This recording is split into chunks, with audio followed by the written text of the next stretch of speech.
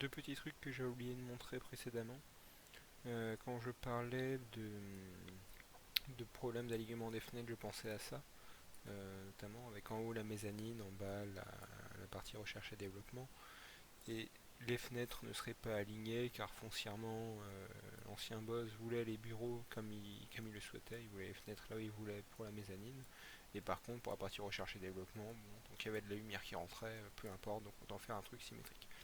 De toute façon, a priori, ça servira pas pour le jeu final. Mais bon, ça peut juste expliquer une petite incohérence que le joueur extrêmement attentif remarquera éventuellement, même si c'est très peu probable. Autre chose, alors on va y arriver. Il y a des barreaux aux fenêtres représentés par ces espèces de rambardes à toutes les fenêtres de la mezzanine, sauf celle-ci qui serait planquée derrière une bibliothèque. Éventuellement, je pourrais l'allonger pour la planquer aussi derrière l'armoire juste à côté. Et par rapport aux joueurs, ça forcerait de vider à la fois une armoire et une bibliothèque. Ça peut peut-être être un peu trop lourd. Et l'idée aussi, le fait que ça soit asymétrique, fait que dans l'intro, le joueur pourrait naturellement lever les yeux vers le ciel, enfin je le ferais lever les yeux vers le ciel, et il se rendrait compte qu'il y a cette petite fenêtre qui lui offrirait éventuellement une fenêtre de sortie plutôt qu'une porte de sortie.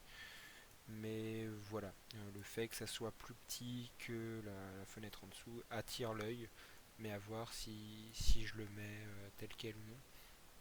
Et autre pièce qui au final peut être intéressante, hop, enfin intéressante, que je me dois de montrer.